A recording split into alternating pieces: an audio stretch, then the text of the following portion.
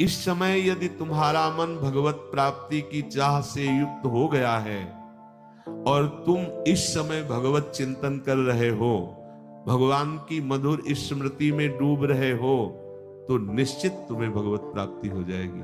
पीछे के लिए बिल्कुल चिंता नहीं करनी, पर आगे अब वो पुनरावृत्ति नहीं होनी चाहिए। ऐसा नहीं है कि आप बार बार प्रायश्चित के रूप में कि अवलोन नशानी, फिर की अवलोन नशानी, फिर नहीं ठीक रहेगा, फिर बात नहीं बनेगी। पुराने पापों की तुम्हें अब चिंता नहीं करनी, वर्तमान में भगवत चिंतन परायण रहना है। जैसे सूर्योदय होते ही अमावस्या का घोर अंधकार नष्ट हो जाता है, ऐसे ही वर्तमान में जिसने भजन करना सीख लिया वो समस्त पाप राशि को भस्म कर देता है। वर्तमान में प्रभु की कृपा है। अब हमें जितना वर्तमान समय मिला है इसे भगवत चिंतन में लगाना है।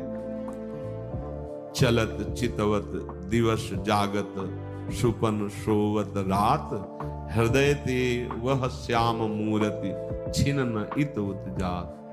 चल रहे हैं, बैठे हैं, खा रहे पी रहे, कैसी भी परिस्थिति है, प्राण प्रीतम का चिंतन है, उनकी रूप माधुरी नेत्रों में हृदय में है। देखो क्या कभी ऐसा आता है कि आपके भाव देश में प्रिया प्रीतम मुस्कुरा रहे हैं, भ्रकुटी संचालन कर रहे हैं, आपसे कुछ कह रहे हैं, सुना आपने? कभी देखा उनकी तरफ? किसकी उपासना कर रहे हैं, क्या कर रहे हैं? आप सोचो। कभी एकांत में उनसे बातचीत हुई, कभी देखा उनकी भ्रकुटी की तरफ, उनके नेत्रों की तरफ देखा, कभी उनकी मंद मुस्कान देखी? तो फिर तड़पो ना। किसके लिए हम वृंदावन वास कर रहे हैं? किसके लिए हम परमार्थ में? हमें रोना क्यों नहीं आ रहा है? हमें तड़पना क्यों नहीं आ रहा है? हम राजी क्यों हैं? हम इस जीवन से संतुष्ट क्यों हैं? ये बात बहुत लंबी लंबी प्रवचन की बातों से नहीं होता है। एकांत में कभी बैठ करके रोना आया कि ये भी दिन गया, आप हो और दिखाई नहीं दे रहे।